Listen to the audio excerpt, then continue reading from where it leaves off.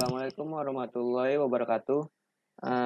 Perkenalkan kami dari kelompok Hungaria akan membahas mengenai bab NP completeness. Nah, di sini kelompok Hungaria mendapat subbab basic and polynomial time verification.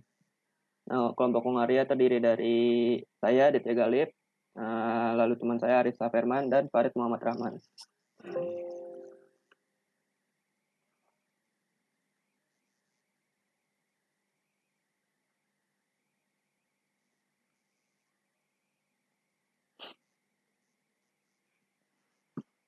Yang pertama itu tentang pengenalan dari NP complete itu sendiri.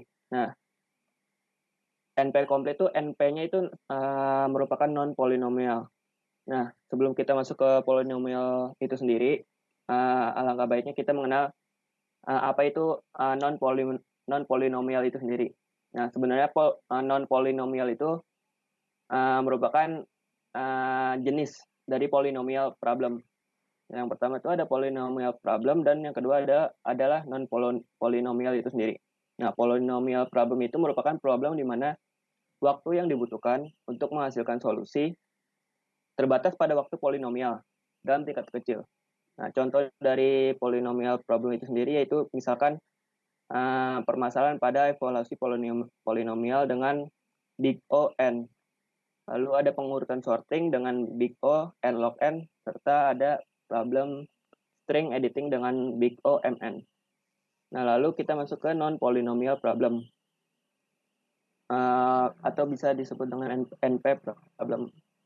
Ini merupakan permasalahan yang dalam pencarian solusinya tidak ada satupun yang dapat mengembangkan algoritma dengan waktu polinomial.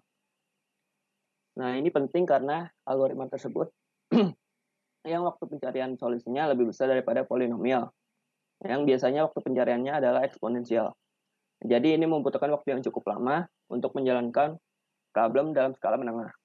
Nah, contoh dari NP problem itu sendiri yaitu permasalahan pada traveling salesperson dengan kompleksitas big O n 22n dan permasalahan knapsack dengan kompleksitas big O 2n per 2.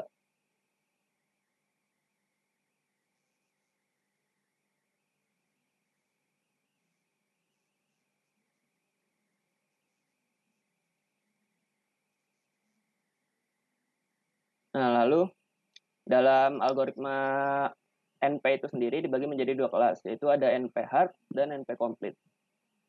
Suatu problem yang termasuk dalam NP complete ini memiliki sifat dapat dipecahkan dalam waktu polinomial. Jika dan hanya jika seluruh problem NP complete dapat dipecahkan dalam waktu polinomial. Nah, lalu apabila sebuah NP hard merupakan sebuah permasalahan yang dapat dipecahkan dalam waktu polinomial, maka seluruh problem dalam NP complete itu sendiri dapat dipecahkan dalam waktu polinomial juga. Nah, lalu ada perbedaan dari NP complete dan NP hard. Seluruh problem dalam NP complete merupakan problem NP hard, tetapi belum tentu sebuah problem NP hard dapat menjadi problem NP complete. Nah, tadi kita sudah berbicara dengan mengenai NP problem complete dan hard. Nah, di sini ada gambar yang menunjukkan perbandingan di antara 4 istilah yang telah disebutkan. Ini terdapat klasifikasinya. Tadi sudah dijelaskan mengenai NP problem, NP complete, dan NP hard. Nah, di sini terlihat gambar dari NP complete itu sendiri, yaitu berada di tengah-tengah antara irisan dari NP dan NP hard. Nah, di dalam NP itu sendiri juga ada P problem.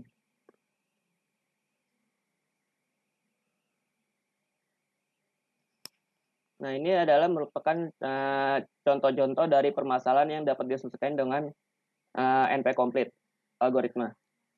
Di sini salah satunya ada Hamilton cycle problem, partition problem, sum of subset, click, graph coloring,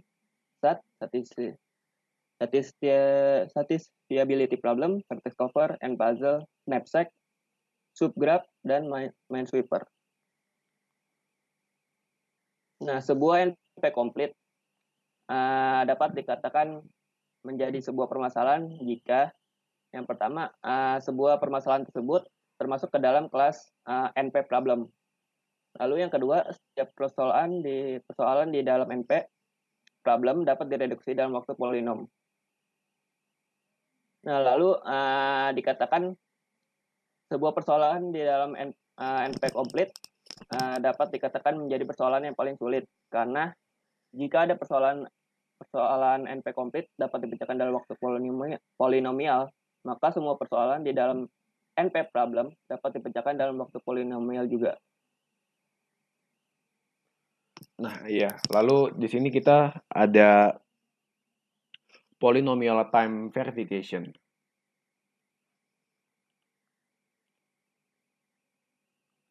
Nah, apa sih itu polynomial time verification ini?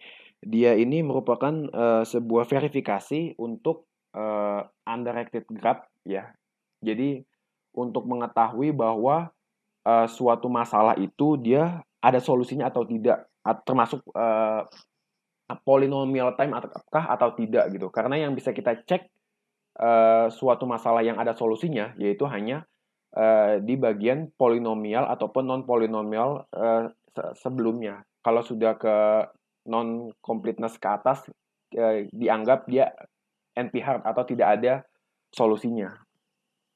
Nah, di sini kita punya ini ya garis line difficulty gitu ya.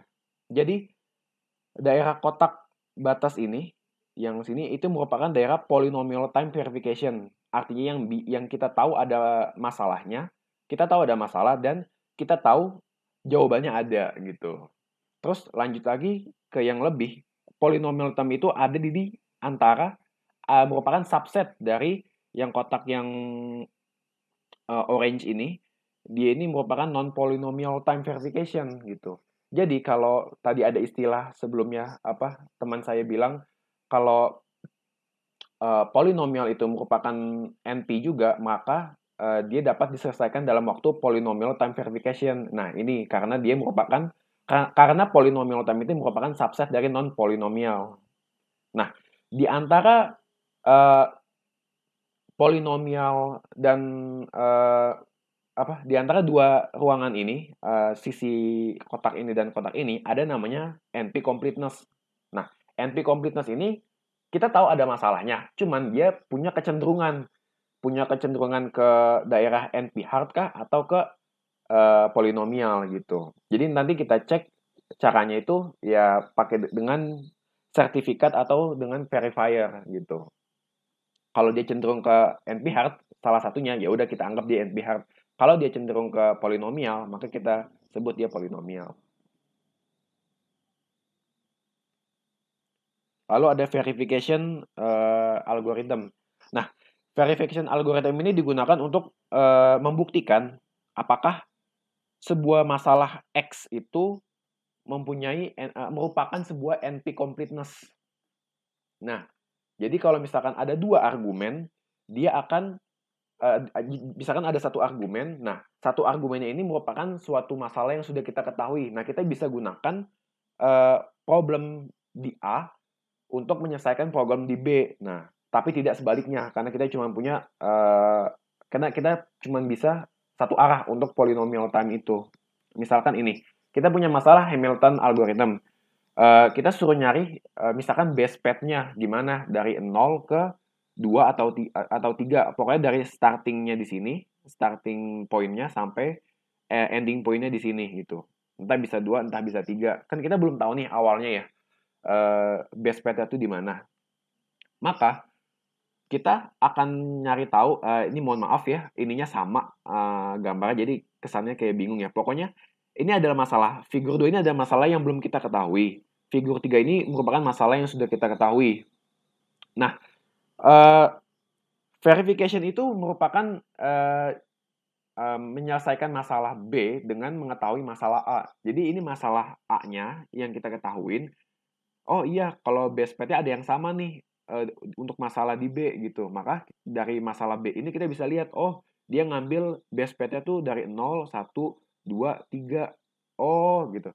Berarti dengan 0, 1, 2, 3 ini kita bisa bilang kalau masalah di A ini sama dengan masalah di B. Jadi kalau kita bisa simpulin, kita bisa juga dari 0, 1, 3, 2 karena dia ending point-nya sama dan jumlah node yang kita hasilkan juga sama gitu. Verification jadi intinya begitu. Dia menggunakan reduction di mana problem A itu kita convert inputnya di problem B, lalu kita ekuivalenkan dengan input di B-nya.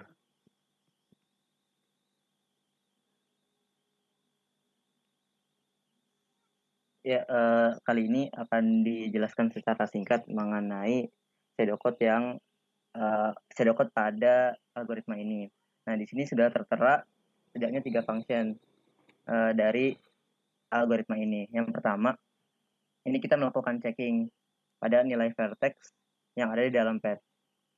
Jika nilainya sama, maka return false dulu, lalu return true. Nah, untuk yang kedua, function yang kedua, ini jika mencapai posisi yang final, maka dia langsung print path yang ada.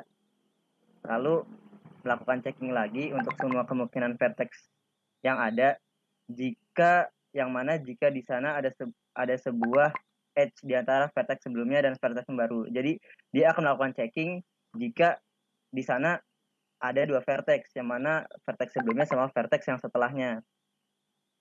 Nah, lalu untuk function yang ketiga, nah secara singkat function ketiga ini fungsinya tuh untuk menentukan final path dari Hamilton cycle yang ada. Kemudian path ini bisa memulai siklus atau memulai programnya atau memulai algoritmanya dari angka 1.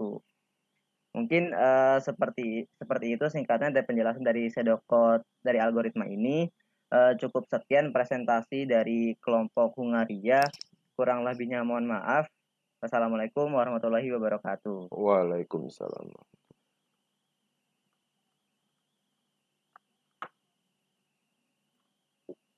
Wih, 12 menit.